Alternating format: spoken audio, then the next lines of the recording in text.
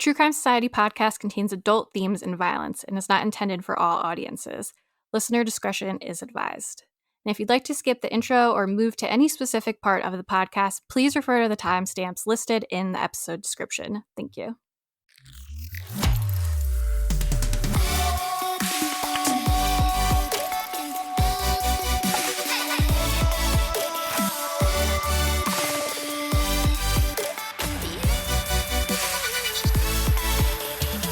What's up, guys? Welcome back to another episode of the True Crime Society podcast with Stephanie and Olivia. It is October 17th right now, and we have a big episode today, we think. Sometimes it's hard to judge, but this one definitely seems like a lot of information because we're going to be talking about P. Diddy and everything going on with him. We're also going to go over his life history to an extent for those, like we all know who he is, but I couldn't tell you that much about his childhood or anything like that until we did some research, so we'll get into all of that and all of the latest updates with his, I don't even know what you call it. Never-ending legal dramas, yeah. Yeah, it's like a little bit of everything. Racketeering, sex trafficking, forced prostitution, all these things. It's actually really insane that this all happened. So we'll get into that. We also know that the Delphi trial started as of recording time this week. Well, they did jury selection, and it's going to officially start tomorrow, our time. We are going to do weekly updates on Patreon, and then we'll release the whole thing as like a regular episode or a bonus episode as well.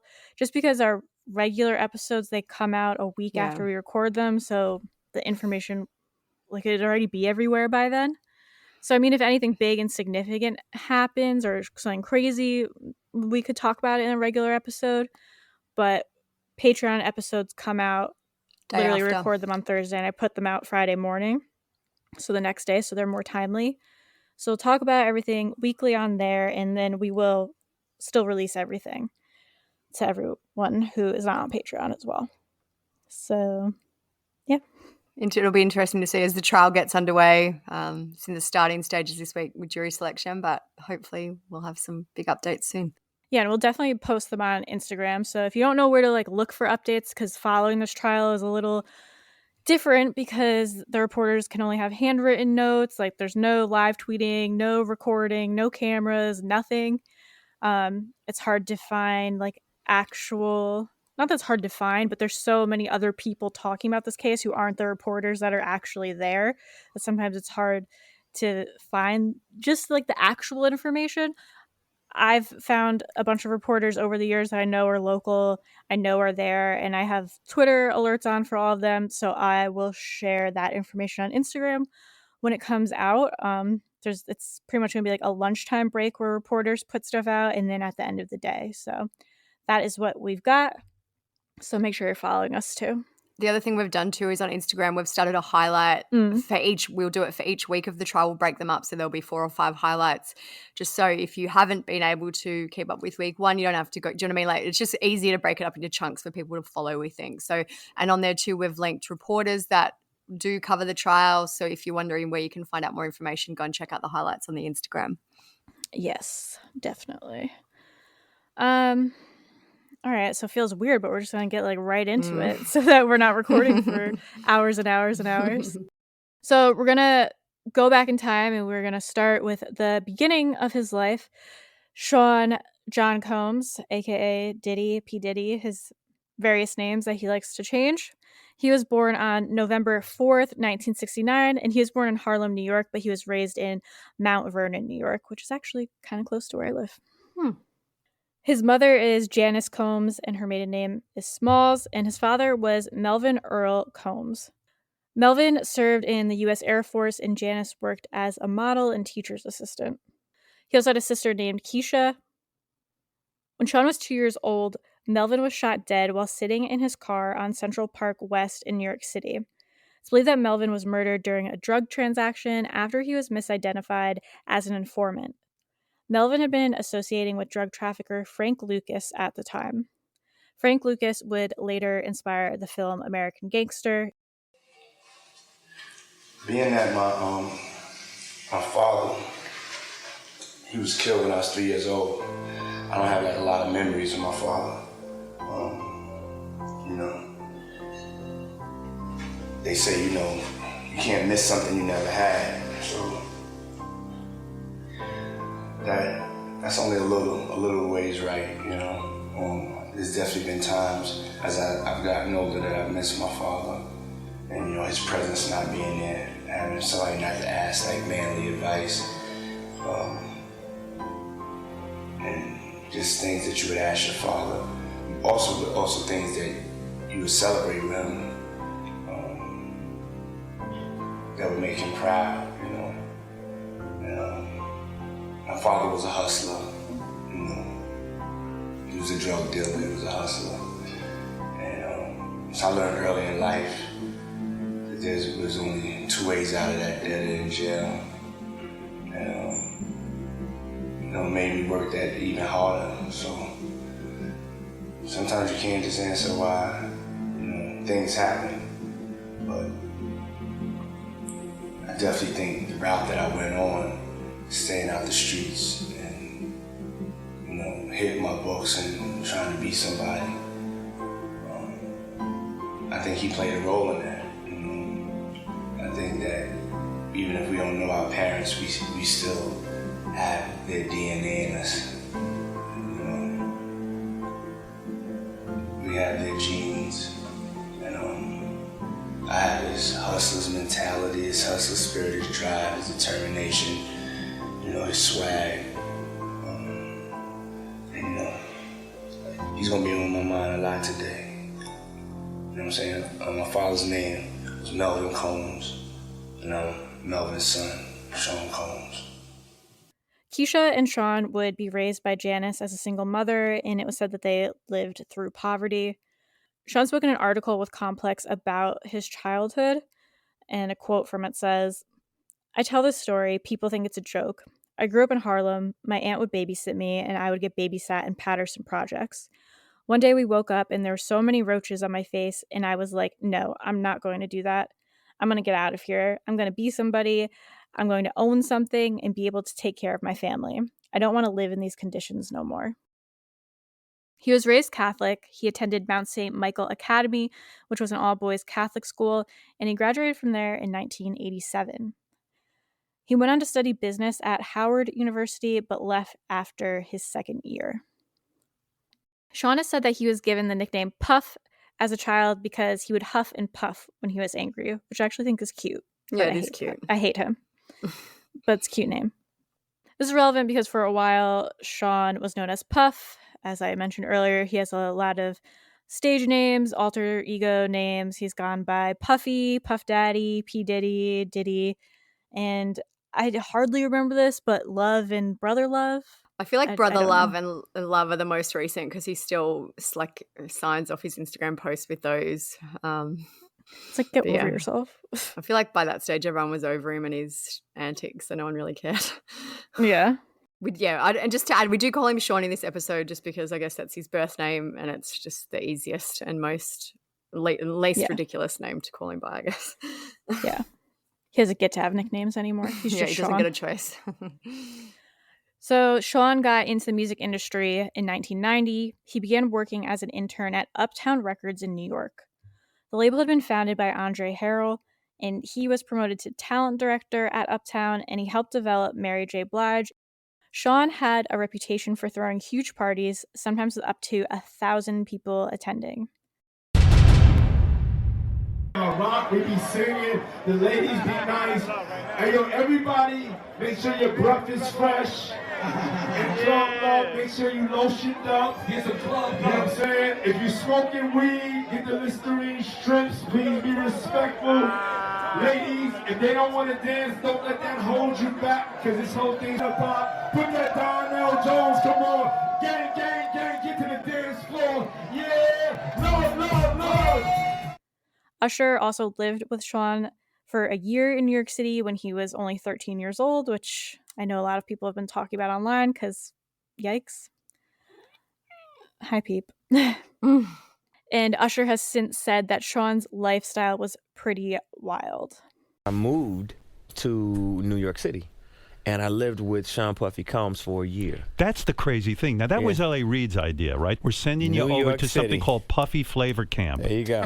To learn Flavor Camp. Yeah, Flavor that's what it Camp. was called. And you're going to go to Puff Daddy's. He's going In to the 90s, do you understand what that's like? Puffy's place was like just filled with chicks and orgying like nonstop, right? No, not really. I Come mean, on. but hey, it was curious. I got a chance to see some things. Yeah, but you were 13. What were you I seeing? went there to see the lifestyle, Right. And I saw it, and it was, but I don't know if I could indulge and understand what I was even looking at. It was pretty wild. It was, So it was nobody crazy. tried to, some woman didn't come along. I didn't say that. Okay. I didn't But say you that. What I did say is that there were very curious things taking place, and I didn't necessarily understand it. Biggie Smalls was there. Biggie Smalls was there, Lil' Kim, Craig Mack. All these people all are of hanging these- around. Yeah, man. Faith Evans, And your parents Jodeci, were Mary J. okay? Blige. They didn't know nothing about this shit. Oh. I was having a good time. You know what I mean? Does he have you doing any chores? Are you doing dishes at all? I mean, to keep you humble somewhat? Or are you just like, can you stay up till 4 a.m. with them and party? I mean, I could. I actually stayed up longer than them. And what younger. do you have money? What's going on? I mean, I had like per diem. Yeah. I had like, What like a living. life. Yeah, it's pretty crazy. 14 years old. You're a dad now. Would you ever send your kid to Puffy Camp? Hell no. See? One event to note is that Sean promoted a fundraiser for AIDS, which was held in 1991 at the City College of New York's gymnasium. The event was oversold and a stampede occurred, and 9 people actually died as a result. Wild for an AIDS fundraiser. Yeah, I know. Sean got fired from Uptown in 1993. In an interview with Oprah, he spoke about the reasoning for that. He said, "I was very passionate and I didn't understand protocol or workplace politics. So I got fired because there can't be 2 kings in one castle. I wasn't trying to be disrespectful to Andre, but I was fighting so hard. He wanted to be more diplomatic to make sure everybody felt involved. Getting fired was one of the best things that could have happened to me." After he was fired, he established his own label, Bad Boy Records. The label became a joint venture with Arista Records. Sean took Christopher Wallace, aka Notorious B.I.G., with him to the new label from Uptown. Other acts that would be associated with the label over the years include Usher, Mary J. Blige, Lil' Kim, TLC, Mariah Carey, Boyz II Men, and Aretha Franklin. So a lot of big names. Sean released his first commercial vocal rap work in 1996 under the name Puff Daddy. His debut single, Can't Nobody Hold Me Down, spent 28 weeks on the Billboard Hot 100 chart, peaking at number 1. He had a successful music career. His song I'll Be Missing You was the first rap song to debut at number 1 on the Billboard Hot 100. Over the years, Sean won 3 Grammys. Actually, when one of my family cats passed away growing up, he was a very fat, orange cat, silly guy. We made like a kind of funny slideshow of him, and the song was I'll Be Missing You. His name was Tiggle, R.I.P. In 2001, Sean changed his stage name from Puff Daddy to P. Diddy. He also began acting around this time. He appeared as a drug dealer in the film Made, and he also starred in Monsters Ball with Halle Berry. In 2002, Sean was listed by Fortune magazine at number 12 in their top 40 entrepreneurs under 40. He changed his name again in 2005 to Diddy. On November 5th, 2017, Sean announced that he would be going by the name Love, stating, "My new name is Love, aka Brother Love." 2 days later, though, he told the press he'd been joking, but on January 3rd, 2018, he announced on Jimmy Kimmel Live that he changed his mind again and that he would be using the new name after all. I'd love to know, why? What is this coming from? Why do you feel the need to be like, new me? Again, new name. Just what was the thinking behind that? I'm sure his team and all the branding people were like, are you kidding me? All the merch? So my new name is Love, a.k.a. Brother Love. Everyone loves love. So now I'm to refer to you as Love? Yes. Love Combs. No, just love. Just Love. Just love. Okay, all right. Well, as Love it's gonna be. Just say it. And love. so then if I call you, I'll go, hello, Love. Hello? Is this Jimmy? Before we get into the rest of the episode, we have a quick word from our sponsor, Cornbread Hemp. I know there's been many times on this podcast where I've talked about having struggles sleeping. I'm always looking for new things to try to help me get to sleep better. I'm a very anxious, busy person. I feel like I always have 8,000 things on my mind. So I have a really hard time winding down. So I was really excited to try Cornbread's THC gummies. And I have to say, they really did help me relax. And I felt, even my body felt much more relaxed. So I was able to get a really good night's sleep. Cornbread's THC gummies offer a balanced sense of happiness and relaxation. And they're America's first USDA organic THC edible, which are proudly grown in Kentucky. There's a 1-to-1 THC to CBD ratio, so it's perfect for taking the edge off without making you feel anxious or paranoid like other cannabis edibles and products can do. And there's 10 milligrams of THC per gummy, so it's just the right dose. If you're looking for a healthier way to enjoy a carefree moment, you have to give Cornbread Hemp a try. They've created the first ever USDA organic THC gummy that's 100% legal. As a special offer for True Crime Society listeners, you can get 30% off your first order. Just visit cornbreadhemp.com/TCS and use promo code TCS at checkout. Again, that's cornbreadhemp.com/TCS and use code TCS for 30% off your first order. Cheers to a healthier happy hour. In 2017, Forbes estimated that Sean had earned $130 million in the prior year, which ranked him at number one among entertainers. I do feel like even all this sounds monotonous. It's important because it shows just how much like wealth and power he really had. That's why, because there was heaps of other shit that I didn't include. I just kind of included the stuff that shows, and he had such a varied business life too. Yeah. So jumping ahead a little bit, by 2022, his net worth was estimated to be US $1 billion. Aside from making music and acting, he also dabbled in fashion. He started his own clothing line in 1998 called Sean John. He also created a men's perfume line called I Am King. He also owned restaurants at one point, and he worked to develop Ciroc vodka and was given a 50% share of profits. In June 2023, after Ciroc was acquired by Diageo, they ended their partnership with Sean for refusing to acknowledge or honor his commitments. He also worked with Mark Wahlberg in 2015 to purchase a majority holding in Aqua Hydrate, which is a drink for athletes. Never fucking heard of it. I don't even know if it's a thing still, but anyway. Sean also has a major stake in Revolt TV, which is a TV network with a film production branch. In 2019, he invested in Play VS, which provides infrastructure for competitive gaming in U.S. high schools. So he's really dabbled in everything, it seems like. He's got money coming from so many different things.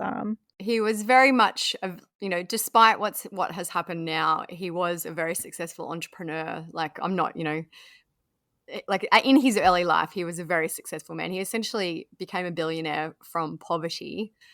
He was, seems to have a very good business acumen. I guess a lot of that might have come from threats and things like that, which we'll get into. But he was at one point a very successful businessman. Yeah, it seems like he invested a lot of his money and made more money from doing that. So in terms of Sean's family life, he is a father to 7 children with 4 different women. I knew he had kids, but I didn't know he had that many kids. Yeah. His first biological son is Justin Dior Combs. He was born in 1993 to fashion designer Misa Hilton. Sean had an on-again, off-again relationship with Kimberly Porter from 1994 to 2007, and he adopted her son Quincy during this time. Quincy was born in 1991. Sean and Kimberly had 3 children together: Christian, who was born in 1998, and twin daughters, Delia Starr and Jesse James Combs, who were born in 2006. I feel like they've all been pretty low-key because they're not celebrities, right? Well, I think the sons are like the older sons. I've these seen kids them, are still yeah. little, but yeah.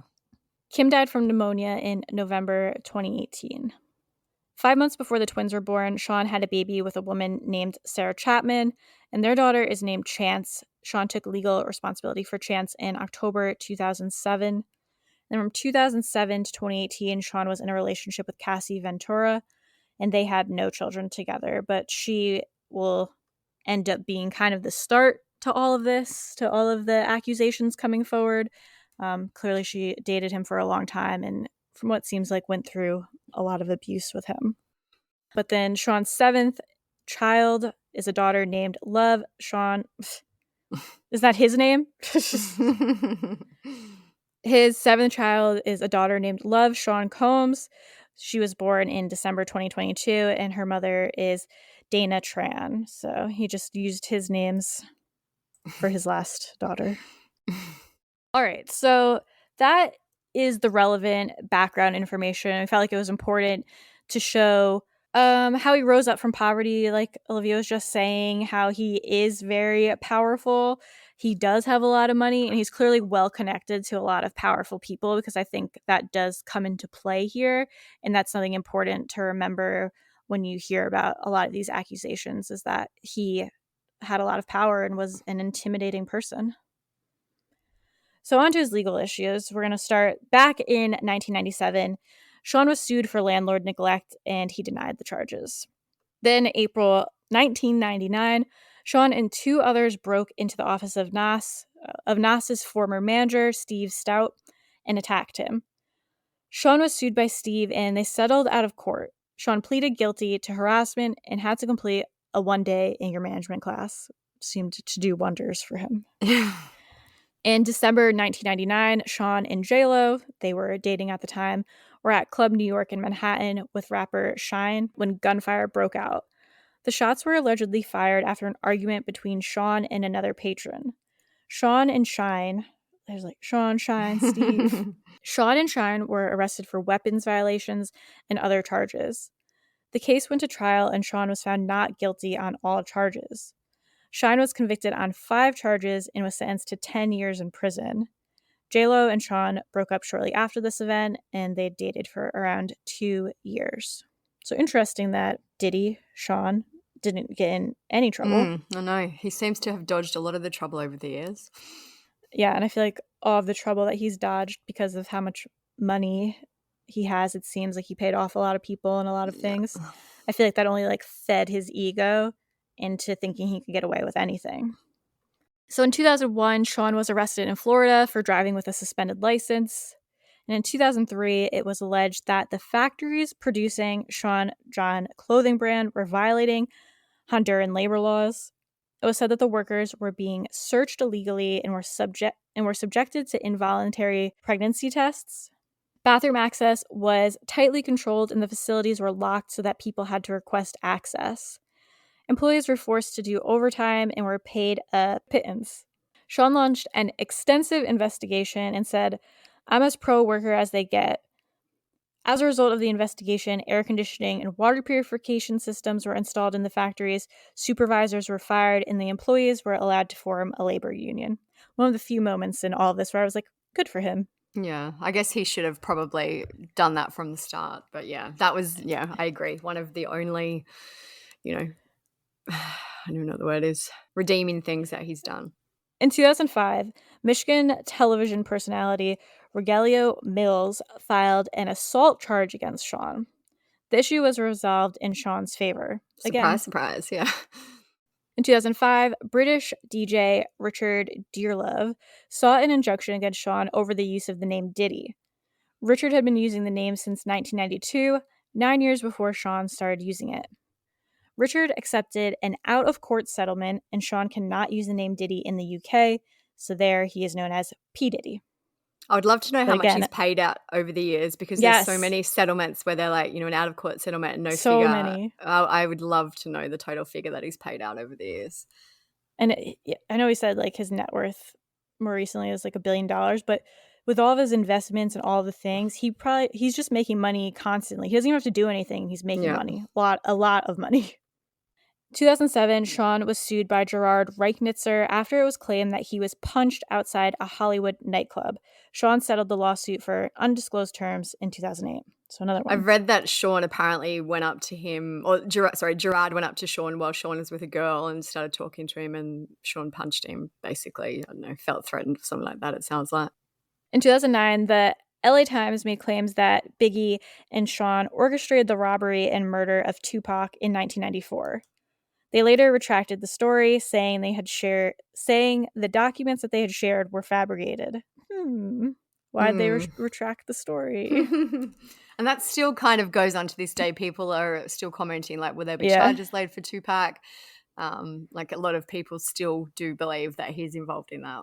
Yeah, just interesting how many things seem to go in his favor. In 2015, he was arrested and charged with aggravated assault after he had a fight with his son's football coach. The charges were dropped due to lack of evidence.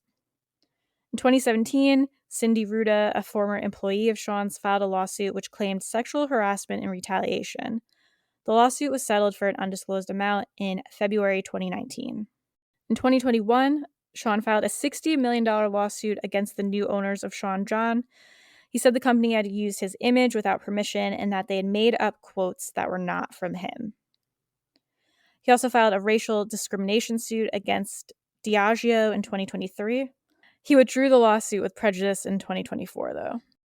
So this is kind of where all the newest information seemed to start. Like, there'd always been rumors and gossip about his abuse. Like, no Aubrey O'Day, who was in Danity Kane, specifically would allude to it just off the top of my head. And for those who don't know, just like background, because again, it's kind of relevant. Danity Kane was formed by Diddy. They were pretty popular when they first started. They were on Making the Band, which was something that Diddy was part of. Basically, Diddy formed them and they were signed to Bad Boy Records, and he was kind of their, not like boss, but mentor maybe. You want to show all your skin, you want to be naked, but the whole concept of Danity Kane was like, when it comes together, it's one. Puff's going hard on the group, and then all of a sudden he singles me out and starts going on and on about how unhappy he is with me, and I just feel like nothing that I do he's ever happy with. Can I ask a question? What do you want to look like, though? Do you want to look like a playboy, playmate? Do you want to look like you? Puff, I'm done with all of that. No. Like, what do you want to look like, though? I'll tell you. What do you want to look like, though? I'll tell you. I'm not focused on me. I'm focused on what this group should look like and how I should fit in this situation. You like big hair, though. I don't like big hair. You do like big hair. You like big hair. Puff, You like a lot of makeup and all that. Actually, I don't. I don't like big hair. I don't like certain makeup. I'm very flexible with what you want to do, and I've worked with everything that you've thrown at me. I'm not seeing the flexibility. You gaming me. Your hair people came in today and they said this is how it needs to be. You know what I'm talking about. Care. You're pushing your own image, though. I'm not worried about whether my hair is straight, curly, whatever. I'm not here in a group to have curly, straight, big, makeup, whatever. I'm here in a group to sing with my group, and that is all I care about. For real. Like, maybe you just don't get me and we don't get each other. You're gaming me, because if I pulled in all of the makeup artists and all of the hair people, they would not say that. And I make an honest assessment. I don't want you to look like Pamela myself. Anderson. I don't want to sign Pamela. Well, that's in the direction. Well, you don't look like her. You don't look like that girl that I signed. I'm glad you know who Aubrey is. Puff, it's 3 years later. It's 3 years later, and you're going in the wrong direction. Okay, well, you're going in the wrong direction. You need to stop the truck pull over. I'm not changing nothing. Okay, well, you wanted the weave out, the weave out. I just want you to look good. If you're not happy, you hate me, then why you have me here? I don't have to have you here. That's one thing that we can make clear. That's one thing we can make clear. But I don't have to have you here. I'm trying. Why do you have me here? Because every time it's just such a problem. I have you here because I feel you talented. But don't get it twisted. I'm starting to think about why do I have you here. I'm not getting okay, so you clear on that though. Check this out. You clear on that. You understand now. I'm asking myself why do I have you here? So I'll move on to something else. I'll give you the answer soon. All right? And you may not be here then. Okay. Before it gets to that. And anybody want to go with you, they could go too. So, and there's other, as we go on, there's allegations involved from one of the other girls from Danity Kane as well. So it seemed like they were aware of what was going on for a while. It has been a long journey to get here. She did not want to hide. Why should she hide her head in shame? She has not done anything wrong. Dawn Richard had once been on top of the world. She was a rising star and a member of the popular girl group Danity Kane, with hits like Showstopper and Damage. Reaching the top 10 on the Billboard charts in the early 2000s. Their mentor, none other than one of the most influential figures in American music, Sean Diddy Combs. Yeah, that's what I'm talking about. Y'all did a great job today, ladies. Today, Richard is back in the spotlight. In a damning new lawsuit, she's accusing her former mentor of sexual battery, forced labor, and gender-motivated violence. These are all allegations that have become shockingly familiar against Diddy in recent months, as he has faced lawsuit after lawsuit from women and men who have accused him of all manner of bad behavior. Richard also claims she witnessed him abusing his former girlfriend, Cassandra Ventura, better known as Cassie, on numerous occasions. Attorney Lisa Bloom is representing Richard. Dawn had the choice to file the case as a Jane Doe, and she chose not to do that. After giving it a fair amount of thought, she wants accountability. She wants justice. An attorney for Combs tells Nightline, quote, in an attempt to rewrite history, Dawn Richard has now manufactured a series of false claims, all in the hopes of trying to get a payday, adding, quote, it's unfortunate that Miss Richard has cast their 20-year friendship aside to try and get money from him. But Mr. Combs is confidently standing on truth and looks forward to proving that in court. So anyways, Cassie Ventura, she was the one who had dated Diddy for a long time. She is also an American singer, dancer, actress, model. Most people would know who she is because she had her debut single in 2006, Me and You, was a very popular song. So she filed a lawsuit against him on November 16th, 2023. She accused him of rape, sex trafficking, and physical abuse. The lawsuit also alleged that he had blown up the car of Kid Cudi in 2012, who was Cassie's then partner. She also alleged that she had endured over a decade of his violent behavior and disturbed demands, including repeated beatings and forcing her to engage in sex acts with male sex workers. According to the complaint, after she attempted to separate herself from him in 2018, Sean allegedly forced her into her home and raped her while she repeatedly said no and tried to push him away. She claimed that she suffered episodes of horrific abuse during their relationship, including times when he would allegedly fly into an uncontrollable rage and beat Miss Ventura savagely. Sean and Cassie reached a settlement the day after she filed the lawsuit, and it was dismissed. Cassie said in a statement issued by her attorney, I've decided to resolve this matter amicably on terms that I have some level of control. I want to thank my family, fans, and lawyers for their unwavering support. Her attorney also claimed that Sean offered Cassie 8 figures to prevent her from filing the lawsuit, which she rejected. So to me, it seems like she didn't really go to court about this. She didn't want his money. She just wanted the information out there that he was a massive piece of shit. Yeah. And it also just goes to show that, again, Sean caught wind of this and is offering her 8 figures to not file it because filing it is what makes it go public. Yeah. So Sean responded with a statement, we've decided to resolve this matter amicably. I wish Cassie and her family all the best. Love. 2 further lawsuits were then filed against Sean in November 2023. These were made by 2 complainants who alleged sexual assault and revenge porn. One of the lawsuits claimed that Sean and singer Aaron Hall had sexually abused a woman in the early 1990s. Sean is alleged to have recorded the assault. This info is from The Independent about that. It says, the suit alleges that Combs and Hall invited the woman to Hall's apartment for an after-party where the plaintiff was offered more drinks and was coerced into having sex with Combs, and was shocked and traumatized afterwards, before Hall barged into the room, pinned her down, and forced Jane Doe to have sex with him. In November 2023, Sean stepped down as Revolt's chairman. In December 2023, a Jane Doe alleged that she was sex trafficked and gang raped by Sean. This alleged incident is said to have happened in 2003 when the person was 17 years old. At this time, Sean decided to release a statement on all the allegations. He wrote, "Enough is enough. For the last couple of weeks, I have sat silently and watched people try to assassinate my character, destroy my reputation and my legacy. Sickening allegations have been made against me by individuals looking for a quick payday. Let me be absolutely clear. I did not do any of the awful things being alleged. I will fight for my name, my family, and for the truth." Which in hindsight, to me, and again, I know all this is alleged, but I believe a lot of the stuff that's being said is true because very similar stories are coming out from a lot of different people. And even if the worst of it, say, isn't true, even the less horrible things are still horrible. And to make a statement like this, knowing what you fucking did, shows he's a psychopath to me. Yeah. And he couldn't just go without saying anything. Instead, he had to make a statement like this. He was still so arrogant and cocky at that time that he was going to be able to probably keep paying people off and keep settling these lawsuits that he made this statement. because he really thought he was untouchable, because for Yeah. a long time, it seems like he was. He got away with so many things by just paying people off. Hulu had plans to make a reality show around Sean's life. It was going to be called Diddy Plus 7, and the project was scrapped by the production company in December 2023. Before all this happened, I probably would have watched that show. Like, now I wouldn't. Like, obviously they've scrapped it for a reason, but before, all of these crimes come out, it probably would have been quite an interesting show about his kids and his life. Really, I'm the opposite, because I'm like, I would have never wanted to watch that. I probably would have watched it. Like, obviously not now that we know what a horrible, horrific person he is, but back in the heyday, I would have been interested.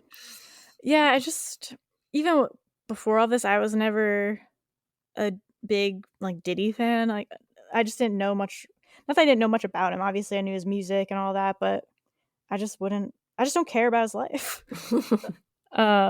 In February 2024, music producer Rodney Lil Rod Jones filed a lawsuit against Sean and his son Justin. The lawsuit alleged that they engaged in a massive cover-up of their involvement in the shooting of a 30-year-old man at a writers and producers camp that was held at Sean's Chalice recording studio in LA in September 2022.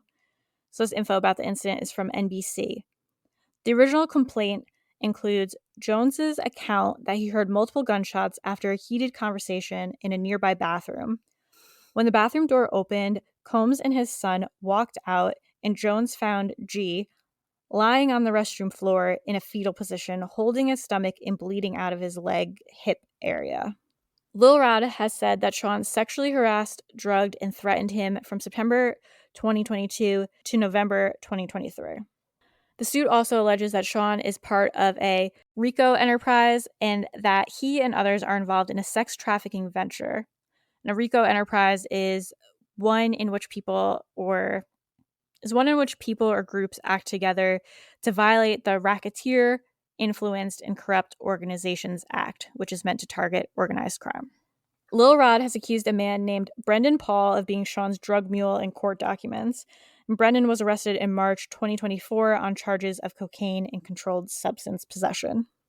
It's kind of interesting because obviously that was filed last year. The Little Rod lawsuit was filed earlier this year. And then after that, that's when Brendan Paul was arrested. So, it kind of shows that there was this investigation ongoing.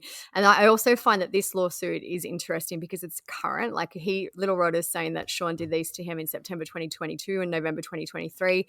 So a lot of the lawsuits that have come forward are a little bit more historic. Like they're saying it happened in the early 2000s or even earlier. So that is a very current one. Yeah. So you can't even just be like, I'm a changed man. No, you're not. Yeah, exactly. Like, I made mistakes when I was young. This is still happening as of last year. Yeah. On March 25th, 2024, Sean's homes in LA and Miami were raided by federal agents. The Homeland Security raids were reportedly done in connection with an ongoing federal sex trafficking investigation. The Department of Homeland Security said in a statement, Homeland Security Investigations New York executed law enforcement actions as part of an ongoing investigation with assistance from HSI Los Angeles, HSI Miami, and our local law enforcement partners. We'll provide further information as it becomes available. So Sean's attorney, Aaron Dyer, spoke out after the raids about the gross overuse of military-level force, and he said that there was a witch hunt against Sean. He said, there was a gross overuse of military-level force as search warrants were executed at Mr. Combs' residences. There's no excuse for the excessive show of force and hostility exhibited by authorities or the way his children and employees were treated. Mr. Combs was never detained, but spoke to and cooperated with authorities. At the time when the houses were being raided, there was a whole bunch of images and footage, and like some of the kids were there at the houses. And like I remember we spoke about at the time how terrifying it would have been for these like men with battering rams and, things to be breaking into their houses, and that we hoped the little kids weren't involved. But like it did seem like a massive operation at the time. Yeah, I remember. It was crazy. But thinking back on it now, you really don't know what he could have had in any of his residences with all this stuff that's come out. The attorney said that Sean and his family had not been arrested and were allowed to travel as they please even after the raids. It's the smugness that annoys me with all these comments. his attorney said there's been no finding of criminal or civil liability with any of these allegations. Mr. Combs is innocent and will continue to fight every single day to clear his name. In May 2024, CNN released footage of Sean physically assaulting Cassie at the Intercontinental Hotel in Century City, LA in March 2016. So a lot of people have wondered how this came out. I still don't know exactly how it was released, because I did see recently, just before we started recording, that it turns out that he was at the time confronted by the hotel about the footage. And he tried to pay them off, yeah. Yeah. And he basically tried to pay off the security guards to pay them to delete the footage or to get rid of the footage or whatever. Apparently the security guards and whoever didn't take the money, but he ended up telling his team to handle it and get the footage, and the footage was never seen again. The incident was never spoken about until 2024, all these years later. The footage is in a public area of the hotel. Like, doesn't she go out into It's like a the hallway. elevator? Yeah, like the elevator. She's waiting for the elevator. She clearly, and I've seen since it's been said that we haven't gotten into the freak offs, but I'm assuming that people have heard about the freak offs by now. It was like where a lot of this abuse happened, like these fucked up sex parties that he would throw. And a lot of the times the girls would be drugged, or it'd be kind of against their will, or they didn't give consent to this, clearly. I've read that this was during a freak off, which makes it even sadder to me, because she was like trying to escape sexual abuse and whatever was going on in the room. So you see her like sneaking out with her stuff. She's waiting for the elevator, and then you, of course, see Diddy running out in a towel, and he just grabs her and throws her on the ground and literally starts like beating the shit out of her, and then drags her away. The footage is very graphic and very shocking if you haven't seen it. Like, it's not just like, oh yeah, he seems like a bit of a dick. He physically, brutally assaulted her in the footage. Like, yeah, absolutely beat her. It's horrible. He's full on like punching her, kicking her. Then I can't remember, because I haven't watched it for a bit, because I saw it once. I don't need to see it again, because that's how like messed up it is. I don't remember if he like grabs her by her hair or like by her hood and literally just drags her away. Yeah. Yeah, it's horrible. And that's what's sick to me, is that's what he's willing to do in a public area. Someone could have walked by at any moment. Granted, it's not like a busy hotel hallway, but still an open public area. There's other rooms nearby. So I can only imagine what he was willing to do, like in his own home, in the privacy of a room, just not out in public, if that's what he was willing to do in public. Yeah. So 2 days after the footage was made, he issued a public apology on Facebook and Instagram, and I'll put in the clip of that. But, you know, of course, it's like, I'm so ashamed, blah, blah, blah. It's like, no, you're not. To reflect on the darkest times in your life, sometimes you got to do that. I was fucked up. I mean, I hit rock bottom, but I make no excuses. My behavior on that video is inexcusable. I take full responsibility for my actions in that video. I'm disgusted. I was disgusted then when I did it. I'm disgusted now. I went and I sought out professional help. Now they're going to therapy, they're going to rehab. Had to ask God for his mercy and grace.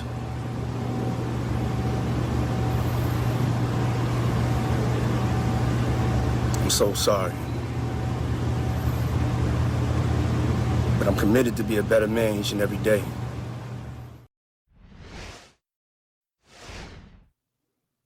All right, so there were some questions after the footage came out if he could be charged with anything. The Los Angeles County District Attorney explained that he basically couldn't be prosecuted. The statement read, "We find the images extremely disturbing and difficult to watch. If the conduct depicted occurred in 2016, unfortunately we'd be unable to charge if the conduct would have occurred beyond the timeline where a crime of the assault can be prosecuted." So basically, statute of limitations, it's too much time has passed, he can't be charged with anything. Mm-hmm. On May 10, 2024, Sean asked a judge to dismiss the Jane Doe rape claim that we mentioned earlier. He basically went on to say that it's decades old.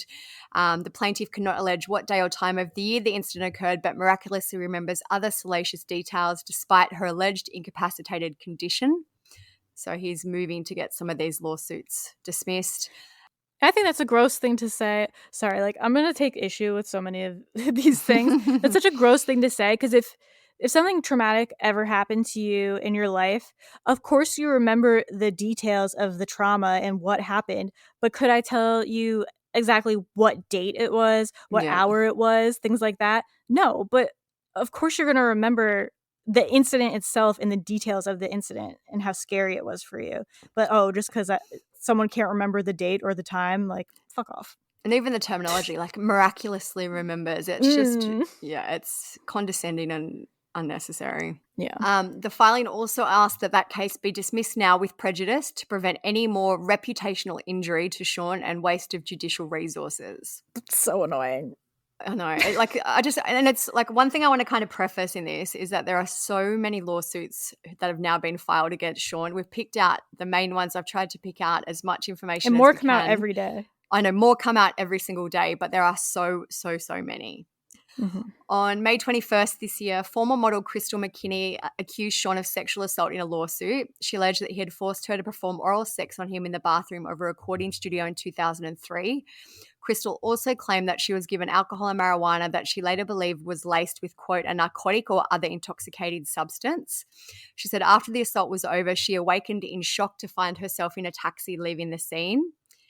As defendants in that lawsuit, Sean was named, as well as Bad Boy Records, its parent company Universal Music Group, and Sean's clothing company Sean John, all of which Crystal says enabled the alleged assault by actively maintaining and employing Sean in a position of power, despite the fact that they allegedly knew or should have known that he posed a risk of sexual assault. So she's going after some big guns in that lawsuit. Mm-hmm.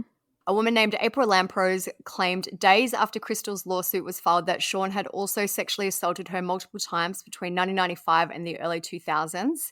This is a quote from an article. It says, after meeting her at a bar in New York, she succumbed to pressure to drink alcohol after delusional and violent outbursts.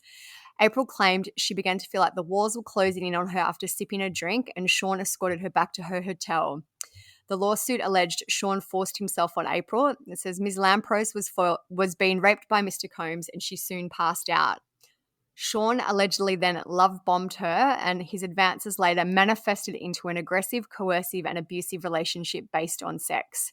The lawsuit claims Sean assaulted April a second time by physically forcing her to perform oral sex in a garage near his apartment in Manhattan. When April tried to get out of the situation, he allegedly gave her gifts and empty promises before turning angry, threatening, and forceful, and he claimed he would destroy her career.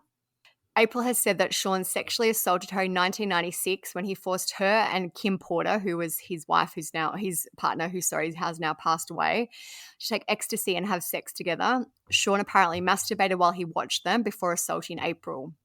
April has said that she ended her relationship with Sean 2 years later. However, she saw him again in the early 2000s and he begged to see her again. She allowed him to come to her apartment where he kissed and touched her against her will. In 2023, April alleged an unidentified man approached her partner at the time and said that he'd seen a video of Sean and her from years earlier. April was informed that Sean apparently recorded them having sex without her knowing and showed it to multiple people. Another lawsuit is from a man named Derek Lee Cardello Smith. He alleged that Sean drugged and sexually abused him at a party 30 years ago.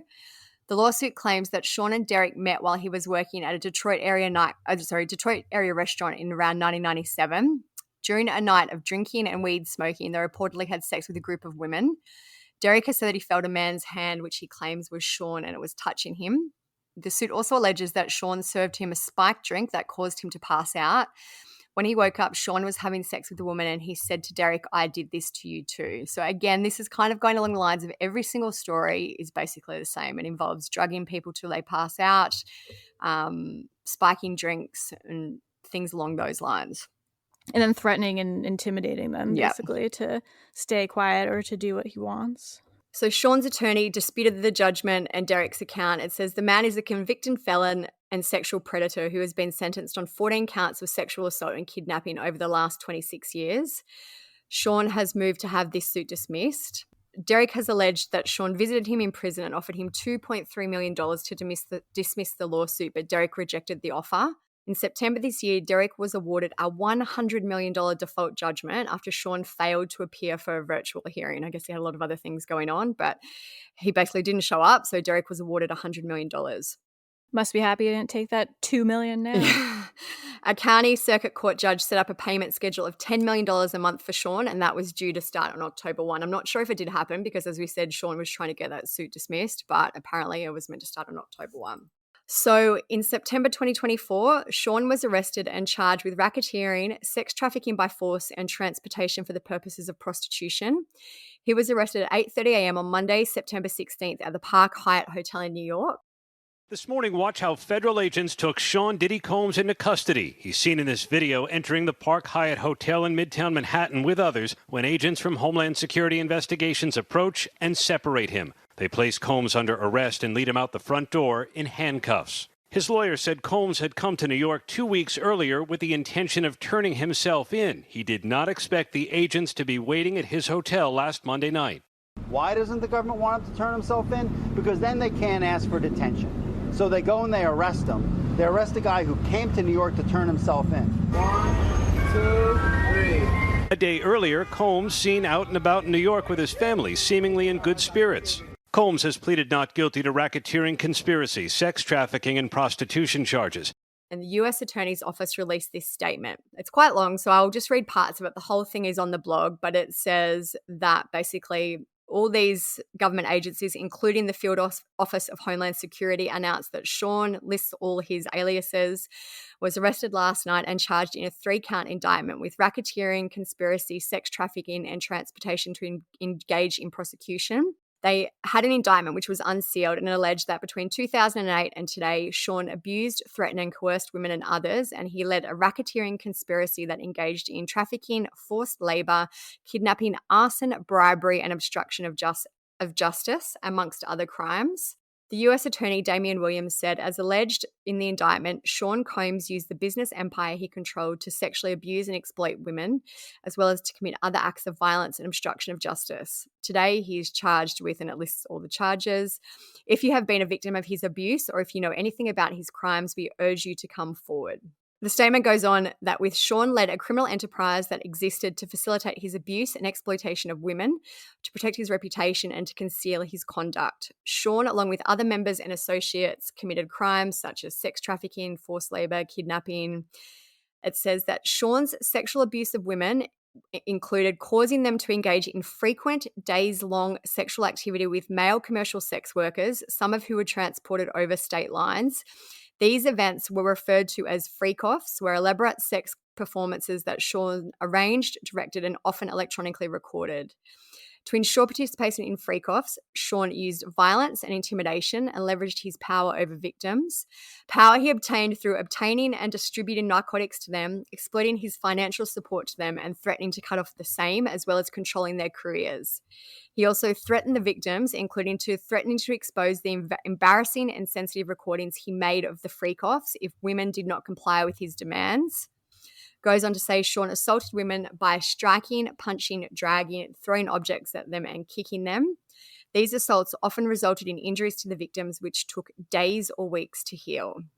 It says that basically employees of Sean's, including supervisors and security staff, acted as intermediaries for him. They arranged travel and hotel rooms, stocked the hotel rooms for his commercial sex activity. They found the women that he used for these I wonder if any of them will be charged as well. Surely there'll be more things coming out. Like, even I know it's absolutely not the same, but with Matthew Perry, like, his assistant was charged for getting him drugs. Surely if these people knew what was going on and were complicit, there will be charges coming for them. And it's kind of like with Epstein, like Ghislaine, however you say her name. Yeah. So the indictment is on the blog if you want to read it. There is a whole lot of legalese jargon in there, and the charges are repeated many times. But if you want to read the documents, they are on the blog. After he was arrested, Sean's attorney issued a statement saying, "We are disappointed with the decision to pursue what we believe is an unjust prosecution of Mr. Combs by the U.S. Attorney's Office." He added that Sean had actually traveled to New York in the week before the arrest because he knew that the charges were coming.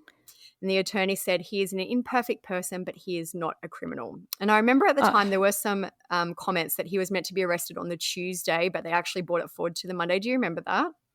I don't remember specifically. I tried to find another article, so maybe I read it and then it turned out not to be true. But I did read that, and I wondered if it ended up being brought forward because they knew he was planning to flee, and from that side of the country, he could probably get to an island somewhere where it would be less easy for them to get him. It also just kills me how in that statement and in other statements around that time, how he actually came back to New York because he's such an upstanding citizen, and they love to throw in he's a family man, his children, and all the things that he's done for the Black community and all this. It's okay, that's all irrelevant, and you're just trying to make him look like this upstanding citizen, which I know, I get it, that's the way it is, but it's shut up. Yeah.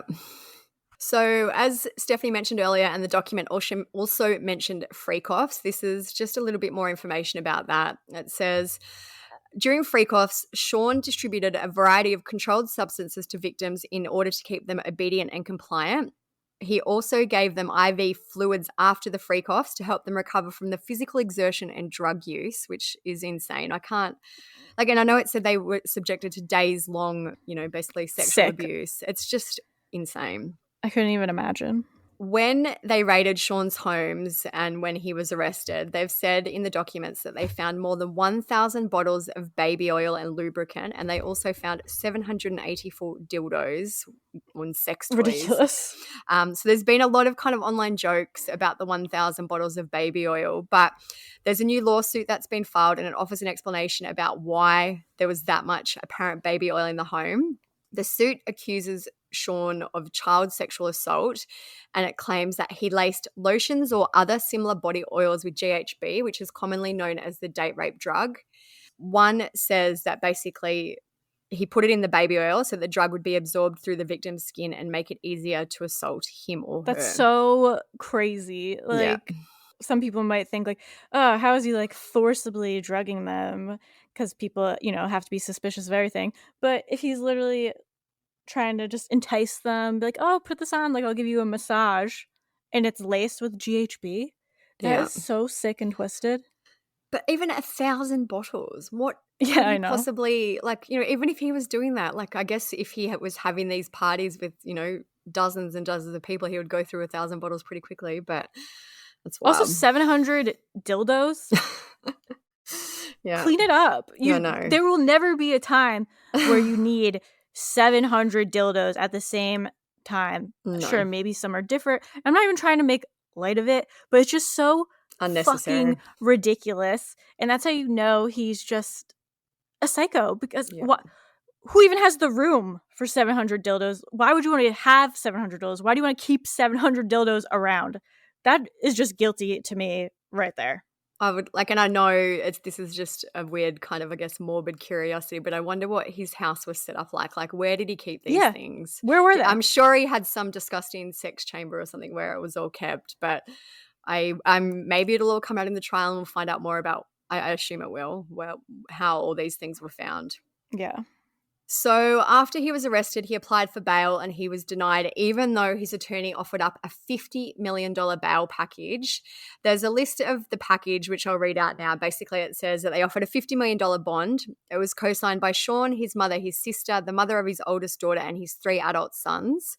It says that they offer his property in Miami, which is valued at $48 million. It says that basically in anticipation of the bail hearing on August 20, he paid off the remaining mortgage of $18 million.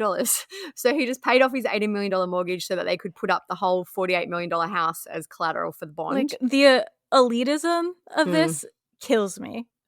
He also offered up his mother's house in Miami, Florida. They've said that his travel would be restricted to Florida and New York, basically to meet with his lawyers to attend court. They said that he has already given up his passport in April and that he would also give up the passports of his mother and basically all his children. So that is what they proposed, and they still denied it. His attorney said Sean has never evaded, avoided, eluded, or run from a challenge in his life. He will not start now. As he has handled every hardship, he will meet this case head on and he will work hard to defend himself and he will prevail. Despite all this, they said no, and he will now remain in prison or jail until the trial next year. I did see one big reason why they don't want him out of jail is because they have so much evidence of him intimidating witnesses, trying to like pay people off to not partake in the lawsuit. Just they don't want him like fucking with anyone that is involved in the trial or trying to stop any other witnesses from coming forward and things like that. And another big part of it is that he apparently has this private jet, so I guess that could be a way he could flee the country, but his attorneys were saying that basically he's trying to sell the plane. It says he's entered into a letter of intent with a party to sell it. He understands he's not to travel to LA where the plane is, and further that the plane is not to be brought to any district in which he is located until it is sold. But either way, didn't matter because he got denied. And I bet that he really, even though it sounds insane, I bet he could still disappear if he wanted to, if he got out. Absolutely. I feel like would absolutely not doubt that he was planning to flee before he was arrested, and that's why they brought it forward if that's what happened. Yeah. So even after he's arrested, more and more lawsuits have come out. On September 27th, a 10th lawsuit by an anonymous woman was filed. This suit alleged that Sean abused her for 4 years. It says that she woke up one night badly injured after blacking out the night before. She had no memory of what happened. She said that she met him in 2020. So this is another current one. A lot of the ones that we've spoken about are historic. This is another current one. She said that he paid for her to travel, and after the two began seeing each other regularly, they met up roughly once a month, and Sean would often drug her against her will and then sexually abuse her. She said one morning she woke up and her feet were purple and bruised and she had a bite mark on her heel. She did not know how she sustained the injuries, and this woman later learned that she had apparently been dosed with ketamine. And that one specifically shows a good point, or it just reminds me of a point to make, that just because I know there's so many victim blamers out there, especially, he's Diddy. Obviously, he has fans that are defending him and hate women and all that. There's so many people are like, how did you get yourself into this situation? Or why didn't you leave? Like, how did this happen to you? Somehow being like, oh, it's clearly this dumb woman's fault. But it doesn't start out as abuse. It starts out as him paying for these trips, like flying her out to see him, enticing her into the circle, gaining her trust with all these love bombing and lavish gifts. Just about to say love bombing. He basically, like, imagine if Diddy wants to fly you obviously before we knew what he was like, but imagine if any celebrity wants to fly you somewhere and, will pay for you to travel first class and, gives you all these amazing things and opportunities, of course you're going to take it up. Yeah. So this month is now October 2024. There's still been a ton of legal action. There was an article from Variety on October 2nd, and it alleged that Sean will be facing an additional 120 sexual assault lawsuits that would be filed in multiple cities over the coming weeks. The attorney spoke to the Washington Post, the one who's kind of in charge of the group of lawyers who are in charge of these lawsuits. His name's Tony Busby. He said the biggest secret in the entertainment industry that really wasn't a secret has finally been revealed to the world. The wall of silence has now been broken. So in terms of those 120 lawsuits, they said the victims are equally male and female, and they range from the ages of 9 to 38 at the time of the incidents. Ugh, I just got chill. 25 of these victims were minors at the time of the acts, and some of them have spoken with the FBI. The assaults span 30 years, dating back to the early 90s and up until this year. So 2024, still going on. Half of the victims filed police reports and half of them sought medical attention. The majority state that they were drugged and that horse tranquilizer, which is ketamine, was found in several drug tests. Attorneys claim that they received more than 3,000 responses after issuing a call to victims to come forward, which they vetted and whittled down to 120 credible cases. So must have so many attorneys because every statement I see is from a different attorney. Yeah. This is from a female attorney, Erica Wolf. It says, as his legal team has emphasized, he cannot address every meritless allegation in what has become a reckless media circus. He emphatically denies as false any claim that he sexually abused anyone, including minors. He looks forward to proving his innocence and vindicating himself in court, where the truth will be established based on evidence, not speculation. I get that this is the job of these attorneys, like defense attorneys, whatever, but this is a case that I think you're a scumbag, especially as a woman. Yeah. And I wonder if the woman has been specifically brought on because up until now, probably. I haven't looked into his legal counsel history totally, but every other statement I've seen is from a male. So I wonder if they've specifically brought a woman on to try to appeal. Yeah. It's messed up. We're recording on October 17. On October 14, at least 6 new lawsuits were filed against Sean. These lawsuits accuse him of raping women, sexually assaulting men, and also molesting a 16-year-old boy. This information is from NPR.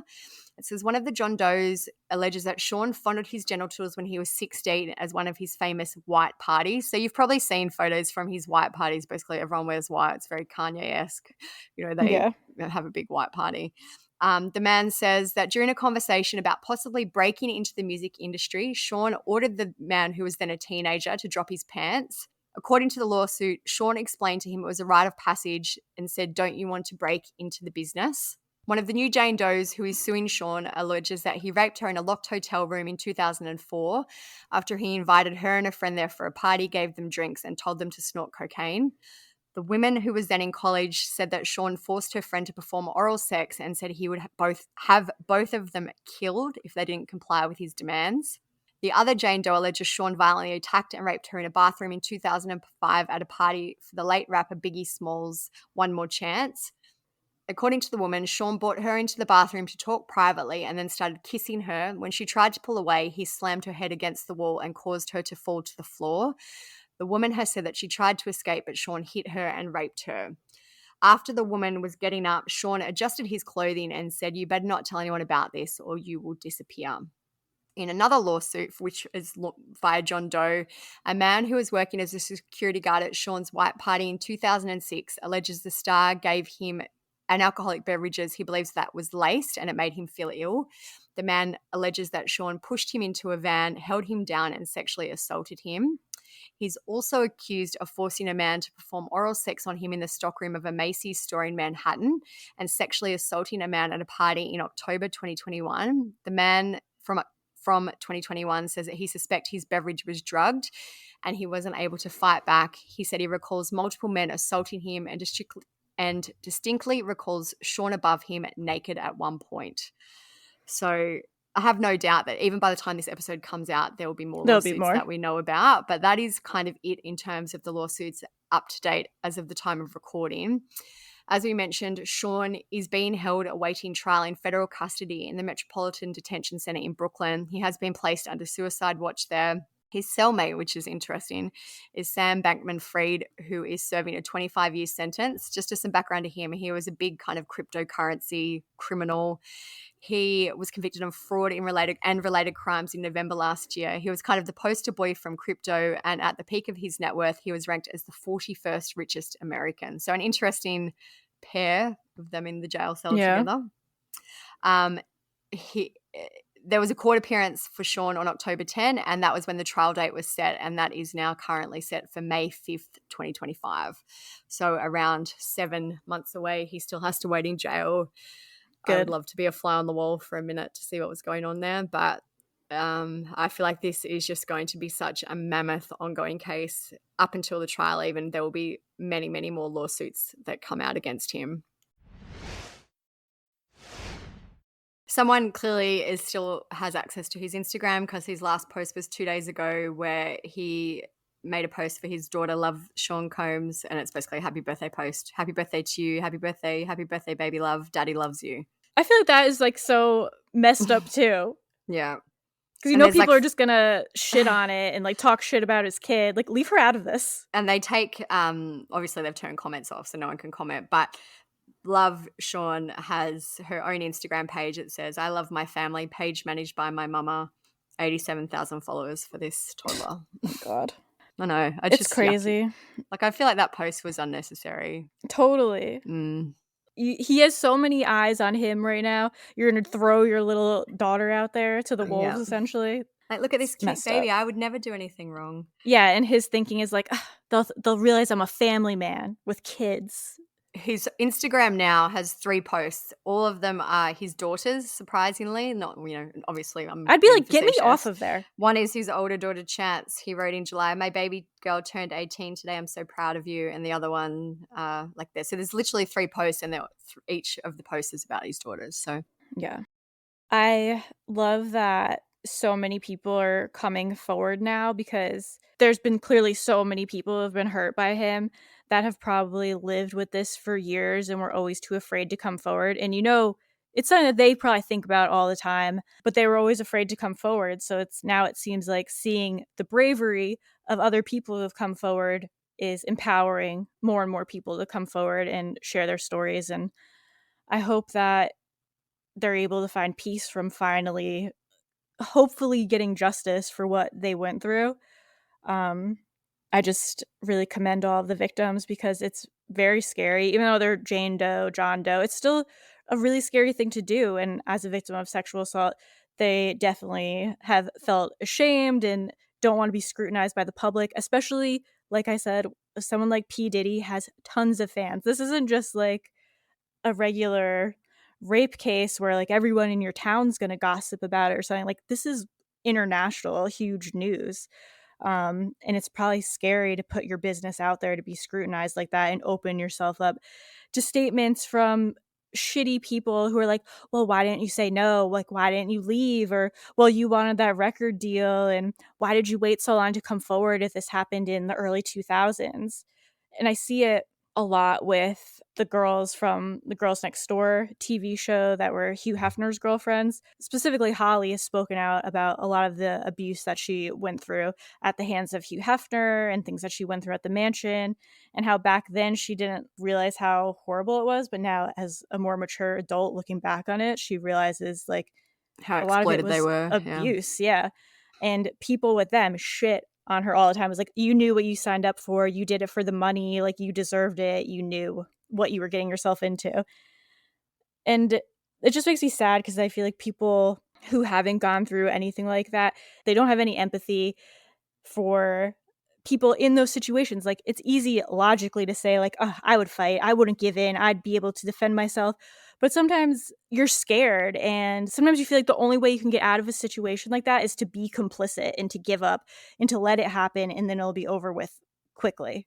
Yeah. Like, sometimes it's literally survival to these people. So that's why I think it's so messed up when people say comments like that.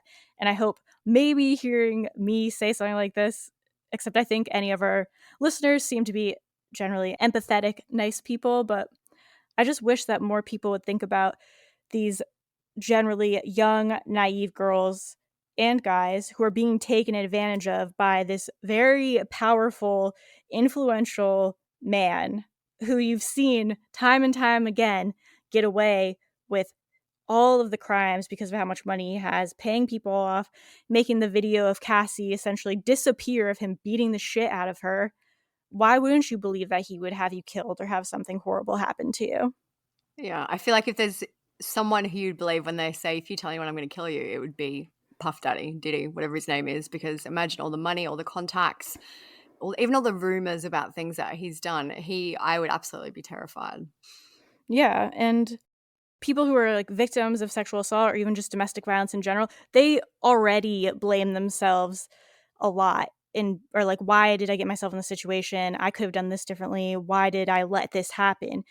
They're already, as a victim, not confident in themselves. And then when you have someone like Diddy setting you up and essentially blackmailing you, being like, I have video of you doing this, I have video of you doing that, of course they're going to feel weak and small and unable to defend themselves. They don't even know where to turn. Like, who do you look to fight P. Diddy? Yeah.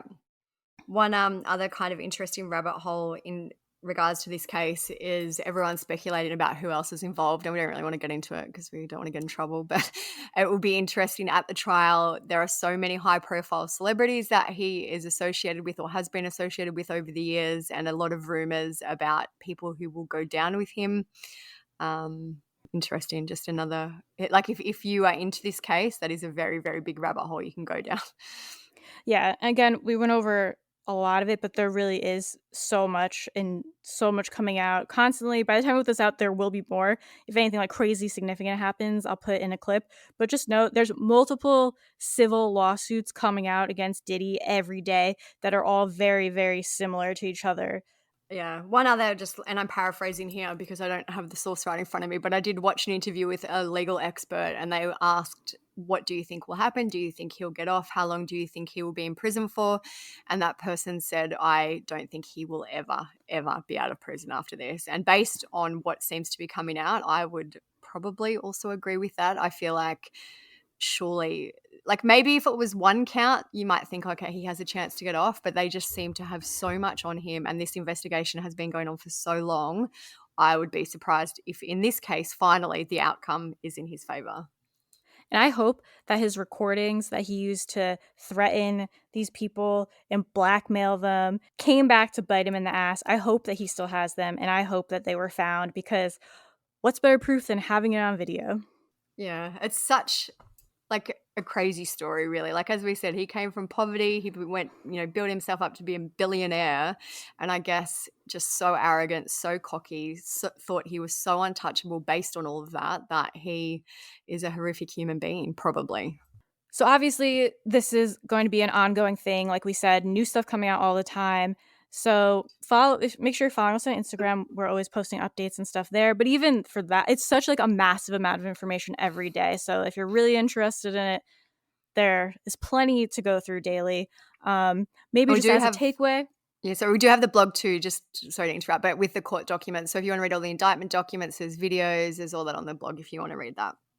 But yeah, so that is it. If there's any major updates, I'll add in clips. The blog will have all this information on it, like Olivia said, at truecrimesocietyblog.com. Instagram, if you want to keep up with this case and all the other ones, we're always posting updates there at True Crime Society. And make sure you check out our Patreon. We're on Patreon. We do weekly bonus episodes, and all the episodes have no ads. They're ad-free, and we release the regular episode a day earlier as well, along with some other things, some chats that we have on Patreon, all that. We ask for like episode suggestions and things on there. So check that out on Patreon. Again, leave us some nice reviews, nice comments, share to your Instagram stories. But thank you guys for listening to this long episode and my rant about everything. We appreciate it. We love you guys. Stay safe out there. Peace out. See ya.